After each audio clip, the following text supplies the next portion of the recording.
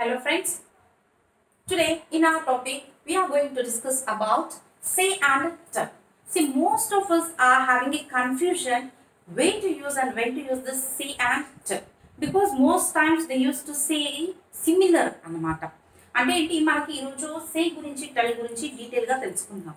సే tell అంటే ఒకటే కదా మీనింగ్ అనిపిస్తూ ఉంటుంది కదా మనకు.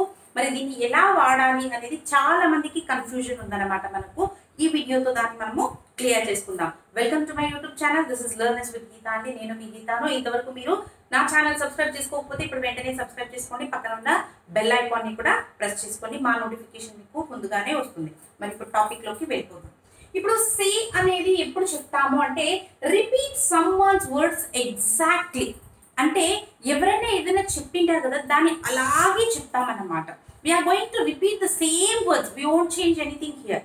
That is called what say. అప్పుడు సే అని యూజ్ చేస్తాం. The past tense of say is said అన్నమాట. మనకు వర్క్ ఫార్మ్స్ లో మనం నేర్చుకున్నాం కదండి, సే సెడ్ సెడ్ అనేది వస్తూ ఉంటుంది మనకి. అంటే ప్రెసెంట్ టెన్స్ లో సే అంటాము, పాస్ట్ టెన్స్ లో సెడ్ అంటాం అన్నమాట. అలాగే చూడండి, ఇప్పుడు మనము టెల్ అనే దానికి తీసుకున్నాం అనుకోండి. ఇక్కడ టెల్ అనేది చూడండి repeats someone words in our words. అంటే మన దాంట్లో మనం చెప్తుంటాం అన్నమాట. See what they have told, no, that what we will say, we will tell. The words will be same, but we won't say the same way. The meaning will be same. In that cases, we used to use this tell anamata. The past tense of tell is told ani vastundi manaku. Now here we will see here say. Say అనేది చూడండి, నేను ఏం చెప్పాను exact గా ఎవరు ఏం చెప్పింటారు దాన్నే చెప్తూ ఉంటాం అన్నమాట. That's why it's called direct speech లో తీసుకుంటాం దాన్ని. ఎప్పుడే కానీ చెప్పేటప్పుడు ఎలా ఉంటుందంటే డైరెక్ట్ గా చెప్తూ ఉంటాం అనమాట. స్పీచ్ అనేది డైరెక్ట్ గా ఉంటుంది. That's why say is used in direct speech with an object is not required. అక్కడ ఎవరి గురించి చెప్పారు, ఎలా చెప్పారు, ఎవరికి చెప్పారు అనేది అక్కడ అవసరం ఉండదు అన్నమాట. దట్స్ వై ఆబ్జెక్ట్ అనేది అక్కడ అక్కర్లేదు. Because sentence is formed with we know already. ఒక సెంటెన్స్ లో ఏముంటుంది మనకు, సబ్జెక్ట్ ఉంటుంది, వర్బ్ ఉంటుంది, ఆబ్జెక్ట్ కూడా ఉంటుంది. But when we are using this say అనేది చెప్పేటప్పుడు మనకి అక్కడ ఆబ్జెక్ట్ అనేది అవసరం లేదన్నమాట.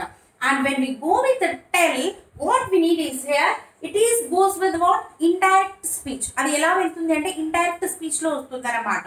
ఆ ఇండైరెక్ట్ స్పీచ్ లో here an object is necessary, not required కాదు. ఇక్కడ an object is required. ఇక్కడ చూడండి నాట్ కి నేను డిటో పెట్టలేదు, అంటే ఈజ్ రిక్వైర్డ్ అనమాట. మనకి రిక్వైర్ అవుతుంది ఆబ్జెక్ట్ అనేది.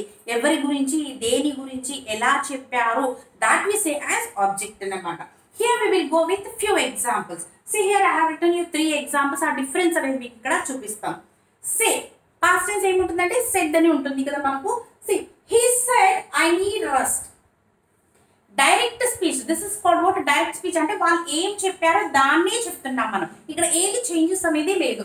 he said, తను చెప్పాడు, I need rest. ఇక్కడ మళ్ళీ మీరు he said me అని తీసుకున్నారనుకోండి, ఇది ఆబ్జెక్ట్ అన్నమాట. మీ అనేది ఆబ్జెక్ట్. మనం ఏం చెప్పుకున్నాం, మన రూల్ ఎలా ఉంది, సే అనే దానికి డైరెక్ట్ స్పీచ్ ఉంటుంది. వాళ్ళు ఏం చెప్పారో దాన్నే రిపీట్ చేస్తున్నాం. Exactly we are repeating the same what they have said. అలాంటప్పుడు మనకి ఆబ్జెక్ట్ అనేది అక్కడ నెసెసరీ లేదు. దట్స్ వై మీ అని మీరు ఇక్కడ రాయకూడదు. What should you say, he said I need rest. దాన్ని మనం టోల్డ్ గా చెప్తున్నాము, టెల్ అనే దాంట్లో తీసుకుంటున్నాము అనుకోండి. If it is tell, the past tense of tell is told అన్నమాట. మనకు చూడండి ఇక్కడ ఇండైరెక్ట్ స్పీచ్ లో చెప్తుంటాము. ఎలా చెప్తుంటాము, హీ టోల్డ్ మీ, తను నాకు చెప్పాడు, దట్ హీ నీడ్స్ రెస్ట్, వాడికి రెస్ట్ కావాలంట. బట్ హియర్ చూడండి, ఇక్కడ చూడండి, he said I need rest. ఎలా చెప్తున్నాం, డైరెక్ట్ స్పీచ్ లో ఎవరు చెప్పింటారు అదే మాటల్ని మనం చెప్తాము. We won't change anything here. Whatever they have said, whatever they have told, no, that we will repeat in the same manner exactly without changing anything. But when it goes with the tell, it changes. It goes into indirect speech and we will tell in our words. నాకు చెప్పారు అని మనం చెప్తాం. He told me that he needs rest. ఇక్కడ మీరు told అనేసి మీ పెట్టకుండా ఉన్నారనుకోండి, అది రాంగ్ అన్నమాట. బికాస్ told అని ఇండైరెక్ట్ గా చెప్పేటప్పుడు ఎవరికి చెప్పారు, the question arises to whom he has said. మీ, నాకు చెప్పారు. That's the no. That is here what object. Here we have to mention the object అన్నమాట. See, the next example we will go with. She said, I was busy. She said me అని చెప్పకూడదు మళ్ళీ. She said I was busy. ఎందుకంటే తను బిజీగా ఉందని తను చెప్పింది, దాన్నే మనం చెప్తున్నాం. We are not at all changing anything here. That's why she said I am busy. I was busy. If you go with the tell or told, ఇలా ఇప్పుడు ఎలా వస్తుంది? She told me that she was busy. What we will tell that? She was busy అని చెప్తాం. And the next one here is, see, they said we want tea. వాళ్ళు చెప్పారు వాళ్ళకి tea కావాలి. They said we want tea. వి అంటే ఎవరు? వాళ్ళే చెప్పింది, వాళ్ళు చెప్పిన దాన్నే మనం చెప్తున్నాం ఇక్కడ. Then if it goes with tell or told, how it goes? They told me that they want tea. వాళ్ళకి టీ కావాలి. See, that is what direct speech and indirect speech.